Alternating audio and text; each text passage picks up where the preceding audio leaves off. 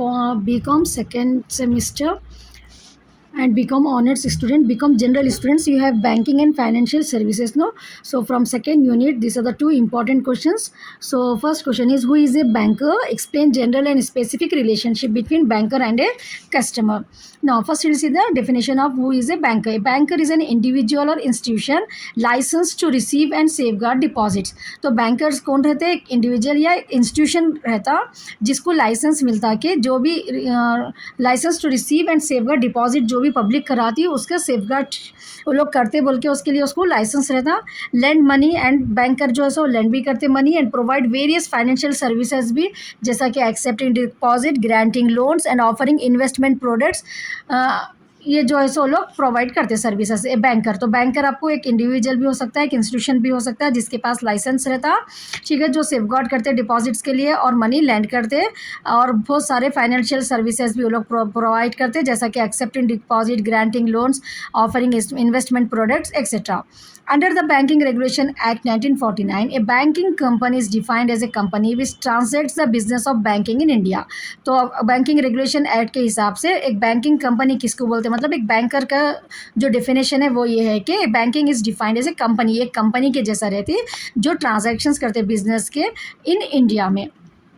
ना एक customer is the person who has an account with the bank. अब bank के कस्टमर को यहाँ पर जैसा कि अपन कुछ सामान खरीदते तो अपन वो कस्टमर कैसा होते हैं, वैसा बैंक के अंदर बैंक में जो अकाउंट अपन ओपन करते हैं तो अपन क्या हो जाते हैं, become a customer of that particular bank.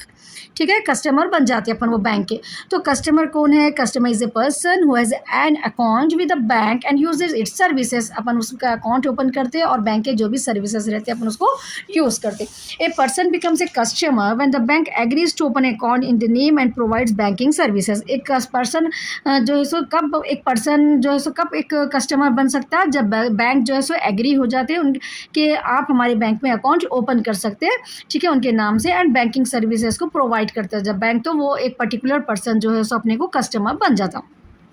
Now next we will see what is the general relationship between a banker and customer. Now you got the idea, no? Who is the banker? The banker is an institution which is providing the services and providing the deposits and granting the loans. It's clear, no? Now customer, a person who has opened an account in the bank and getting the financial services of that particular bank become a customer. So ये banker में और ये customer में actually what is the relation exist between them? ठीक है, general relationship क्या exist होता है उन दोनों के बीच में. The general relationship between a banker and a customer is primarily that of a debtor and क्रेडिटार.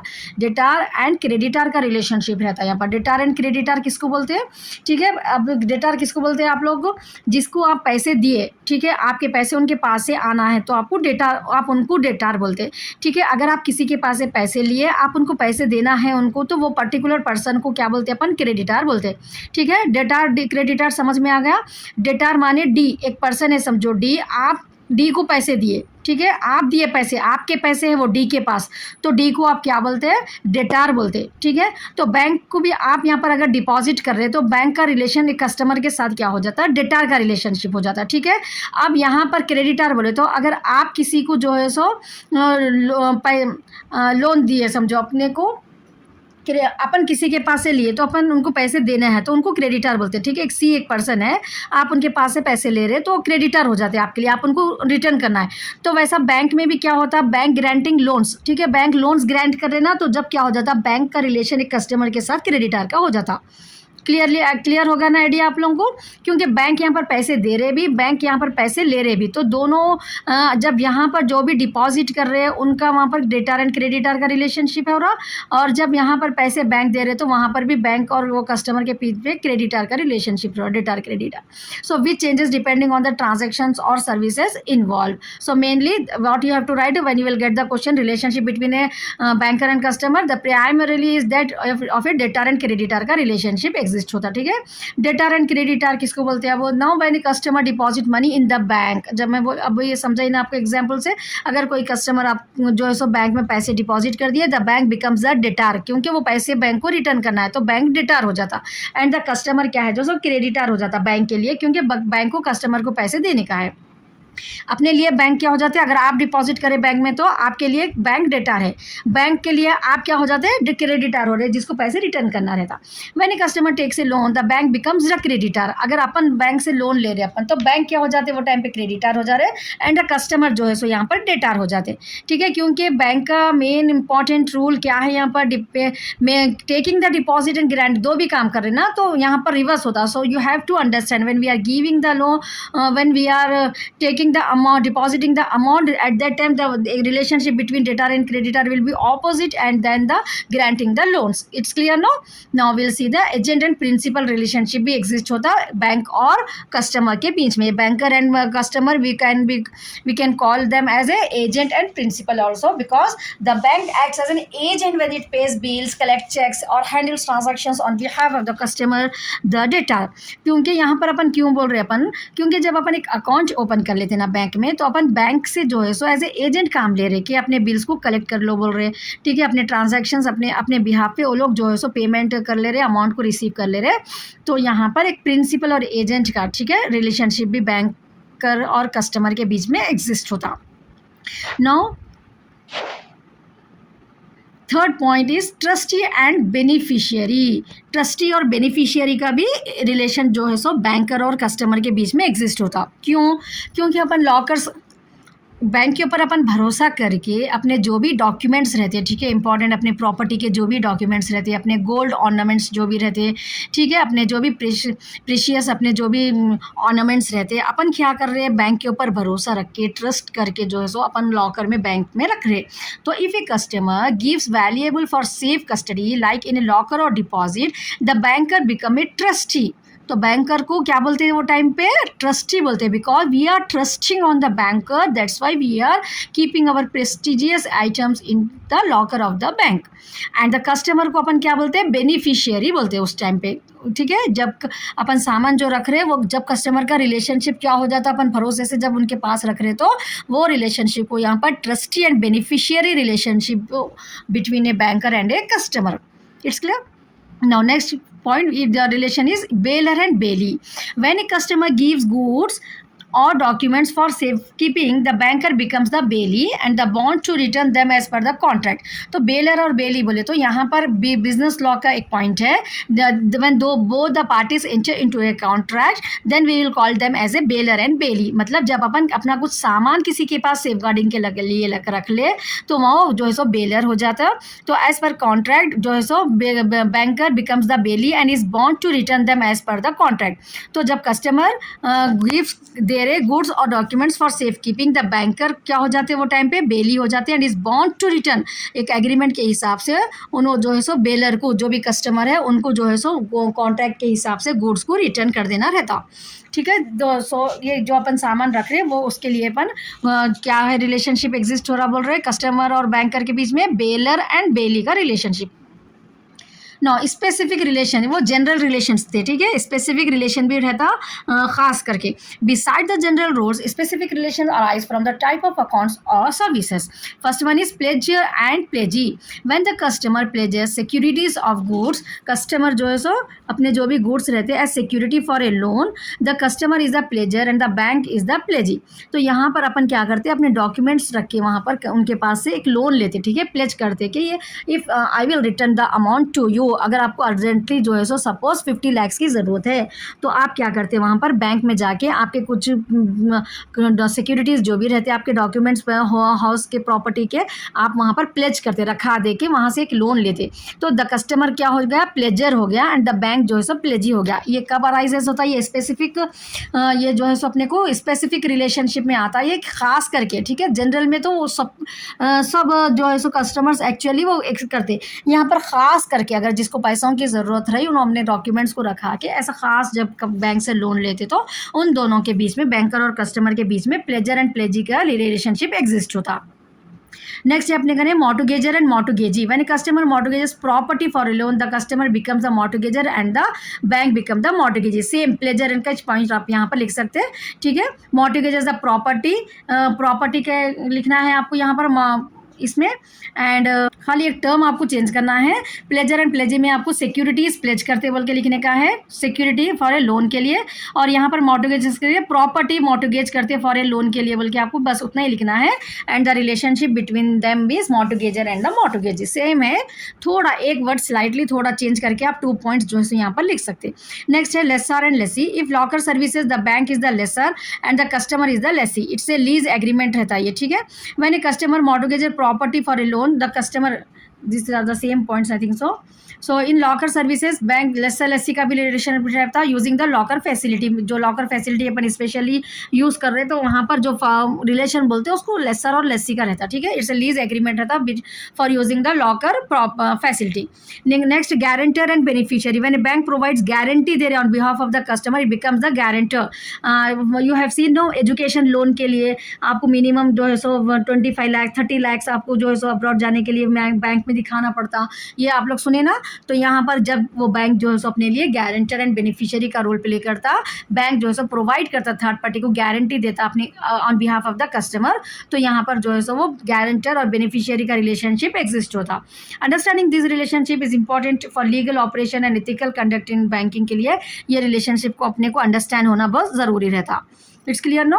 Now I'll move to the next question. Next topic in the second unit important is what precautions should a banker take while opening the following accounts.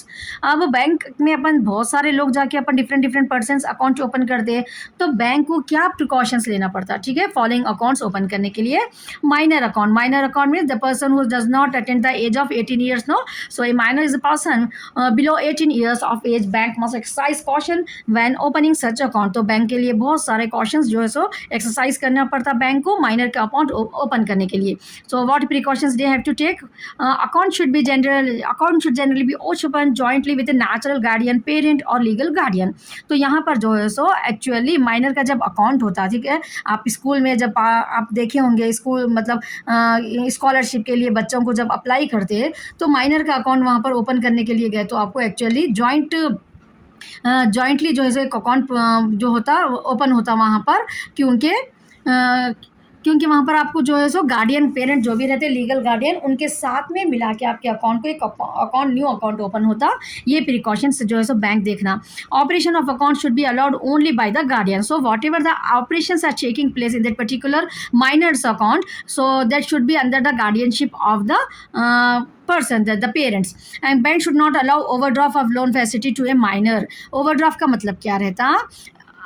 If suppose you have deposited 50,000 but you in need of money of 70,000, so overdraft facility means you can withdraw 70,000 more than what amount you have deposited into the bank.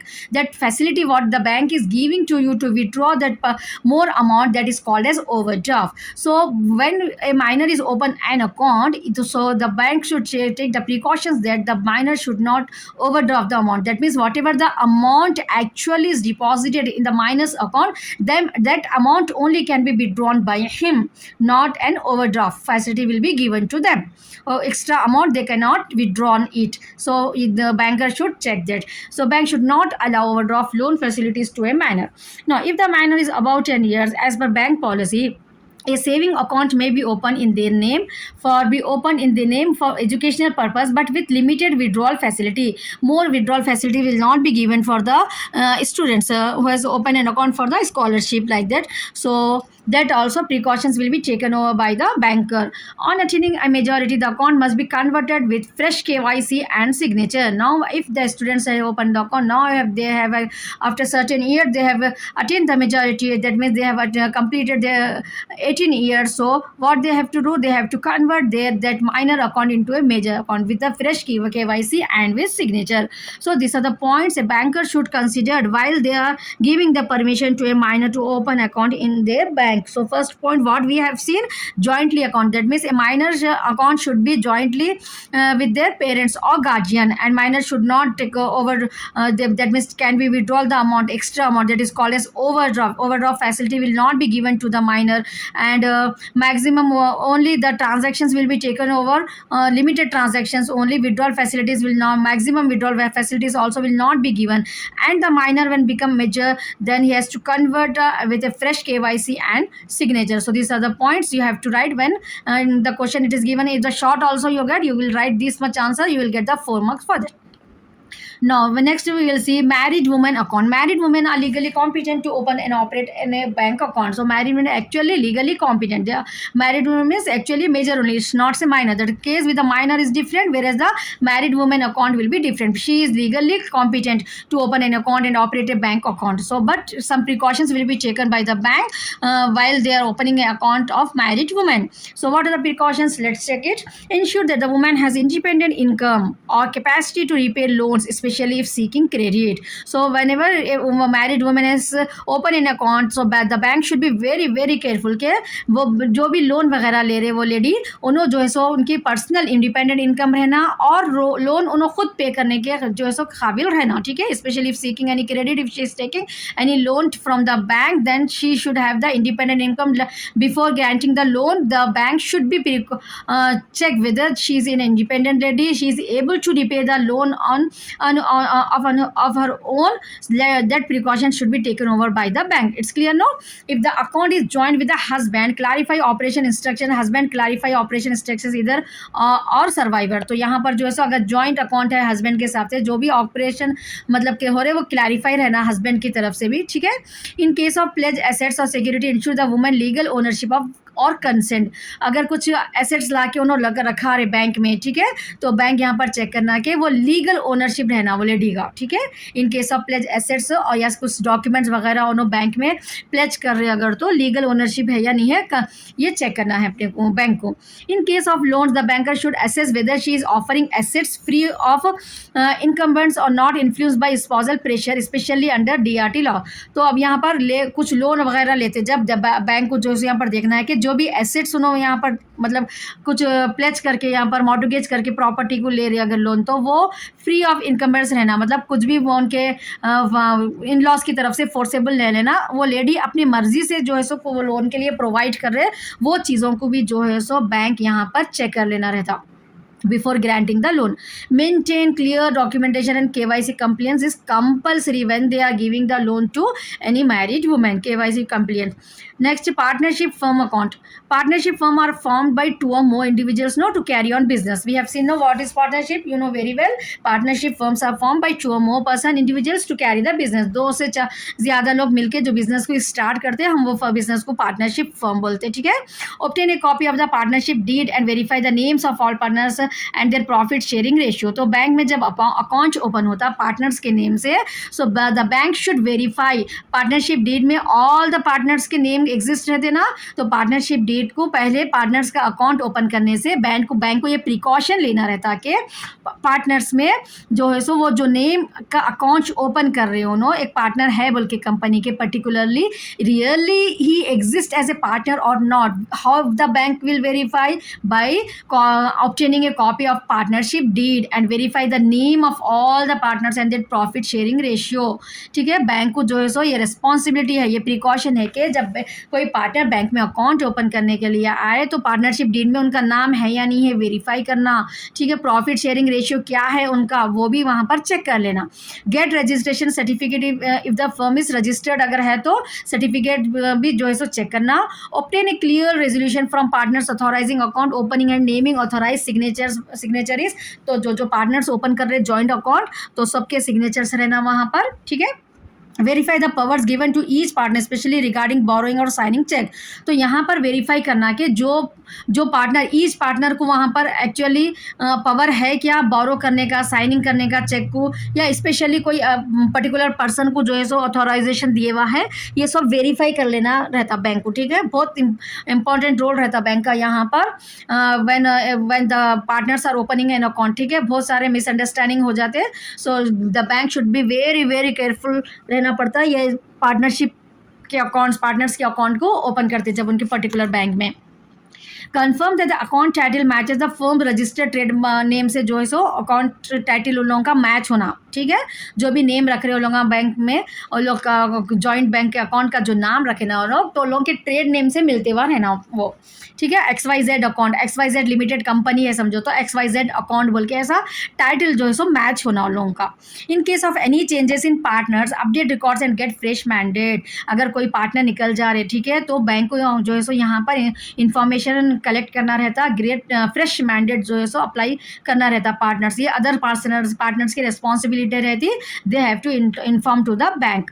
So avoid granting loans without proper security and consent of all the partners. If suppose one partner is applying for the loan, so the bank should avoid granting loan. ऐसे लोनों को जो सो एक partner अगर apply कर रहा तो बिल्कुल avoid कर देना, जब तक प्रॉपर सिक्योरिटी और ऑल पार्टनर्स का कंसेंट नहीं होता, जब तक कोई भी पार्टनरशिप ऑर्गेनाइजेशन को जो है ना बैंक जो है ना लोन ग्रांट नहीं करना। इन case of any changes in partners, update records and gate fresh mandate, same only avoid granting loans, proper security of all partners. Now at last we have to write the conclusion. So I already told you in the first unit, no, conclusion से जो है सो आप एक correction करने वालों के ऊपर आपकी इमेज अच्छी आती, ठीक है। even though I correct the paper, first I will see that whether the student is writing the conclusion part is what that actually we expect that the topic will be understand by the students, ठीक है। आप जो भी points ऊपर लिख रहे ना, वो पॉइंट्स आपके समझ में क्या आए, ठीक है। आप क्योंकि सब्जेक्ट ये क्या रहता, स्टूडेंट्स को नॉलेज मिलना ये चीज़ों की।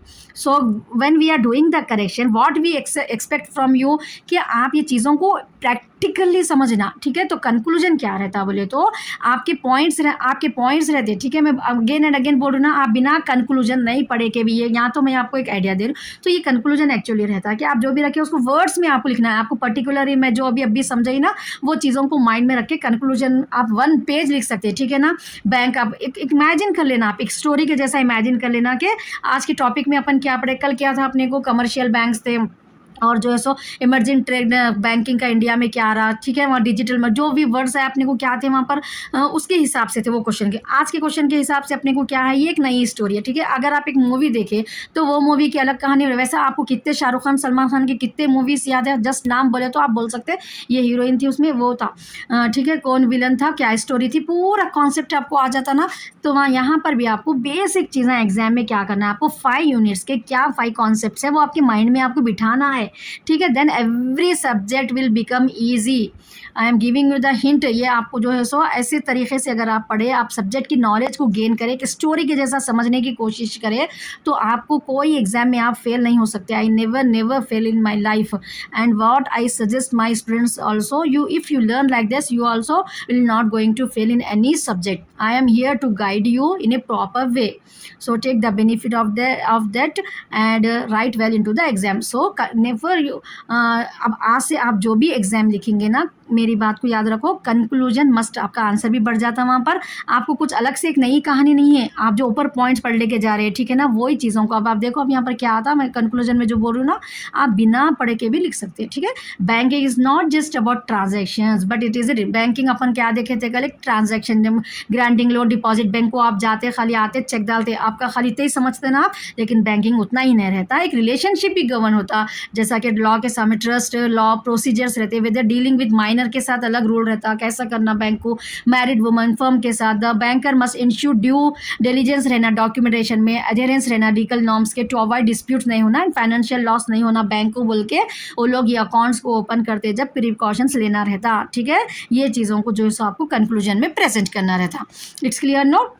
So I have completed 2nd units. Inshallah, next video I am going to explain you the 3rd unit. So be connected, and it's a humble request to you all that if you didn't subscribe my channel, please subscribe it. Only a small thing I am asking you for this lot of hard work.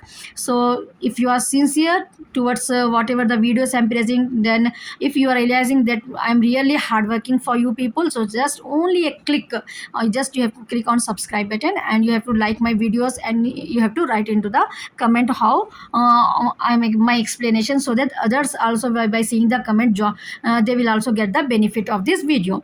So all the best once again, watch next video.